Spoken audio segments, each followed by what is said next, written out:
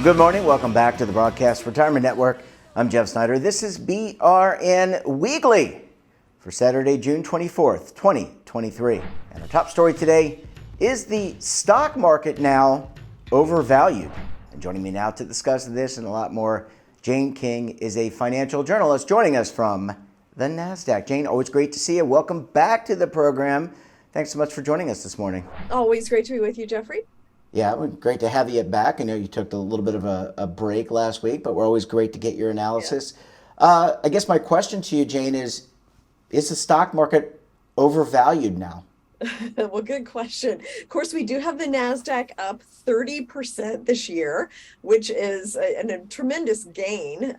And for it to keep going up would be highly unusual, especially in an era of rising interest rates, and we still got inflation out there. So it does seem like maybe the markets had a pretty good run up and might take a breather for a while, maybe even the rest of the year, especially the tech stocks. Let's the Federal Reserve, we talked, I think, last week with Monica about Jerome Powell's pause, or the pause of the Federal Reserve, and the market, just keeps rolling along. Is it surprising to you that it keeps rolling along, and hey, it just kind of shrugged off the Fed rate pause? Yeah, well, and I think that there was no big surprises. So I think as long as Jerome Powell said what the market expected, then the market's okay with that, and they can kind of move on to the next thing. So I think the market expects 2 more interest rate hikes this year. And as long as that happens, I think all of that's already kind of baked into the case, so to speak. So we'll start focusing on other things. I think pretty soon we're going to start focusing on the election and what that might mean. So I know it's more than a year away, but I think that's probably going to happen maybe after the end of the summer. So election, you mean the 2024 presidential 2024 election? I just think it's such a pivotal election where things could really go in 2 very different directions, and that would have a lot of impact on policy. So I think we're going to start paying more attention to that. Well, we call that the silly season. And it is. I mean, it just gets absurd. Jane, a question I wanted to ask you, tropical storm season, lot going on in not only southern part of the United States, but in other regions, other areas. What's the impact there on shipping, inflation, all the things that we have been talking about? Food prices still maybe coming down a little bit, but still high. This maybe has a chance to push things back up. Well, it could. I mean, depending on what kind of season we get, particularly energy and some of those storms that head up to the Gulf of Mexico. And I mean, even the worry about that will send prices up. So, I mean, ahead of the storm coming, we'll just, have people build in their positions. So I think it all depends on the weather. I mean, it's amazing the impact that the weather still has on economics, whether it's farms. And by the way, if you're talking about food prices, we've got a serious drought going on in the Midwest right now. Pennsylvania says they're officially in a drought. I have a lot of farmer friends in Indiana, Illinois. They say the corn crop's looking ragged. They need rain. So that's something that we haven't been talking about a lot in the mainstream media, but it's certainly something to keep an eye on. Well, Jane, we're certainly keeping an eye on it. We're very thankful that you were able to join us and give us some, I would say, instant but thoughtful analysis. Yeah. Jane King, always great to see you. Thanks so much for joining us, and we look forward to having you back on the program again very soon. Next week. Thanks, Jane. Great to see you. Thanks for your perspective. And when we come back, we'll take a look at some of our best segments for the week. You're going to want to stay tuned right here.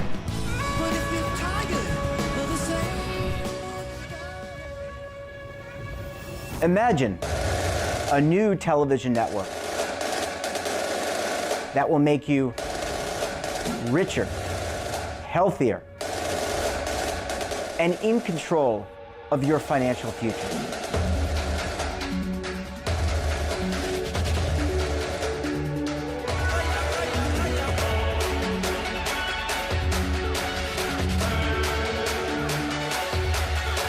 This network is for the policewoman in Nashville, Tennessee, the baker in Dubuque, Iowa, the teacher in Lexington, Kentucky.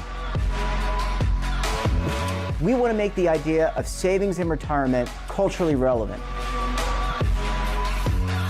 But what do you see as a defining issue of the midterms? Especially for the smaller businesses. I mean, they are the lifeblood of the American economy.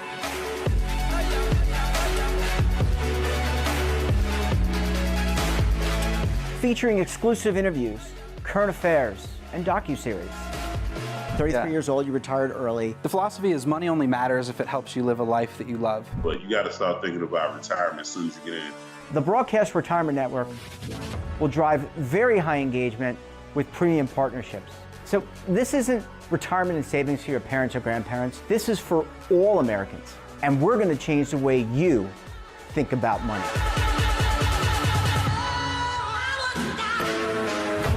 Welcome to the next frontier of retirement and savings. This is BRN, the Broadcast Retirement Network. Are you stuck with a low credit score? A credit report and score that's causing you to be denied credit or pay higher interest rates than others for the same things? Then do what Terrence did and call Credit Repaired for your free credit evaluation to help restore your credit. I started thinking about buying a new house, and my score wasn't where I needed it to be. I called and spoke with one of the representatives, and we just had a good conversation, and I liked what he was saying. Just one call for his free credit evaluation was all it took to start back on the track to repairing his credit. I'm seeing the deletions and I'm getting the report, so I know something's being done. It does make a difference to me. All it takes is one call to get started. Credit Repair has given me a second chance to have a better credit score. Don't let a low credit score hold you back another day. Do what Terrence did and make the call for your free credit evaluation. Call 800-819-4152. That's 800-819-4152. Again, 800-819-4152. Welcome back. This week we discussed how wearable devices are significantly underutilized by those with heart disease. Let's take a look. I think this is an important area of development, and we've seen so much growth in technology over the last decade that these devices increasingly have a lot more capabilities that they didn't have before. So it is surprising to me that we haven't leveraged these devices appropriately. There may be many reasons for that, but I think that is about to change. And the research we did was a tone setting study that essentially understands what the current landscape is like, who is not using them, what may be challenges that we can forecast. And that was the real reason to do the study. I think awareness may be a key component, and then the financial burden of purchasing a device. And I can dissect a couple of those aspects a little further. Sure. I would say awareness in the sense that, while you and I may discuss these and come across through our family members, through advertisements on TV, we have many venues where we get information on this. But there are members of our community who are busy at work, have work commitments, or actually live in a different universe than we might. And then for them, this information may not be accessible of what's out there. Second, I would say, when you need to put food on the table, especially if you have disease, then you're actually juggling the cost of covering therapy for the disease. Then for many, unless there is a dedicated effort from the medical community to identify where they actually work, not just like, hey, this technology exists, but where it actually works, may be critical in informing, we need this device in this particular individual to derive this particular benefit. And that arc is never clear to us. And especially when it's not, then it seems like a frivolous expense. We don't recommend things that we do not develop or have consistent evidence on. So it's not like we can measure heart rate or measure ECGs, but does that measurement eventually lead to our patients having better care and better outcomes? I think that always remains a key consideration. And for many of these things, the evidence is still growing. And so we don't know if a person's ability to do an electrocardiogram on their wrist allows us to deliver better care. So that I think is always a doubt in our practitioner or a health clinician's mind, but if this should be recommended. And second, I would bring about this. I don't like to recommend something which I cannot offer equitably to every person I see. And so that for that reason alone, while I see a lot of information available from these devices among my patients who already afford them and bring them as an opportunistic piece of evidence, and I'll try and use that information if I can, but I cannot make in good conscience recommend a device, one, not just because of the evidence challenge, but because I cannot guarantee that all my patients can get them. And I think that's a key challenge that I think comes across in our study as well. And we also discussed how we can protect older adults and their caregivers from scams and abuse. Let's take a look. Well, unfortunately, scammers like to target older adults because they think that they're not tech savvy or that they'll always answer their phone. There's so many different things that are stigmatized about our older adult population. But what we found at BBB is that our older adults are getting a lot more savvier in recognizing these scams and reporting them to our scam tracker so that we can then in turn put out the education that we do so everybody has that resource to protect themselves. So over at bbb.org, in the top corner, there's a button that says Scam Tracker. People can go to Scam Tracker to report a scam or to look one up. And a lot of times when people go over there to look up a scam, they'll see that it happened to somebody in an identical fashion. The same names were used, the same MO was used. So it's really important. We always encourage people, even if you didn't lose money, always report the scam to Scam Tracker, because if somebody goes to, say, Google to search for a scam, that BBB Scam Tracker report will pop up. People will have the confidence to know that somebody at BBB checked this out, confirmed that it was a scam, and then published it. So all the details that you can provide, really important, down to phone number, time of day, what the caller said, what the email said, where on social media you saw this. It's really important to have all of those details so that, again, if somebody is searching for what they think is a scam and they see that BBB Scam Tracker report pop up, it's really important to them to know, okay, you know, this is a scam, I'm going to let it go. We take all of that data every year and compile it into what we call our risk report. So we don't just report, these are the top 10 scams in North America. We report on the riskiest scam, and we assess risk by how likely is somebody going to lose money when this scam is perpetrated. Last year, for all age groups, it was online purchase. We saw a big jump in online purchase scams during the pandemic, and as people have moved their commerce to online, it's still a thing. So it's really important, again, if you see a website and you're like, oh, that's a really good price for that product, but wait, you go over to Scam Tracker and then you see there's 17 reports saying I never got my item, then you know, hey, this is a scam. So we just issued a report on employment scams, which again are still going on. You know, we see them all the time, but they're just getting a lot more sophisticated because a lot of people want to work from home, or they're looking for a second job, a side hustle, things like that. So employment scams are always super prevalent. We are predicting that this year's losses will smash last year by probably August, just with the amount of dollars that have been reported to us. A lot of the other scams are just your general scams, but they're asking for different payment methods. They're asking for those peer-to-peer payment apps, which we know a lot of older adults don't use, or if they use them, it's because their grandparent or their grandchildren made them. So it's really important to understand those terms and conditions on your Zelle, your Venmo, your PayPal, those types of apps, to know if you're paying somebody that way. If you're authorizing that transaction, you're not going to get that money back. So that's why they call it peer-to-peer, because you're supposed to be paying friends and family, not retailers. If it is a retailer, retailers do accept these things, but they have business accounts. So you want to make sure it's a business account. So then if you don't get an item or if something goes wrong, you have a little bit of recourse.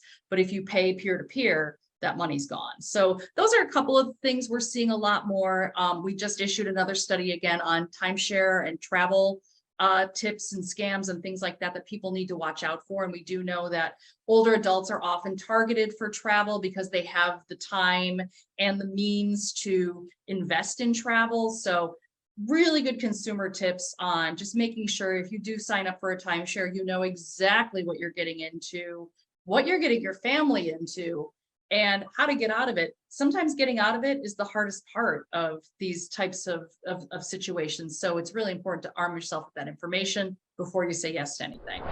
And that wraps up this episode of BRN Weekly. Have a topic of interest, someone you think we should talk to, drop us a line. And don't forget, for all the latest curated news and lifestyle, wellness, finance, tech, so much more, and all in one place, check out today's edition of our daily newsletter, The Morning Pulse. Want to search our archives, check out our latest content?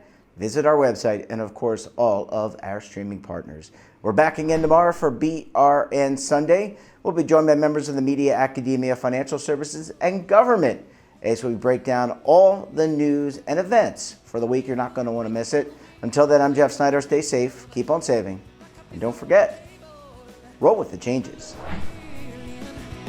Waiting here for you to take and drink of. Put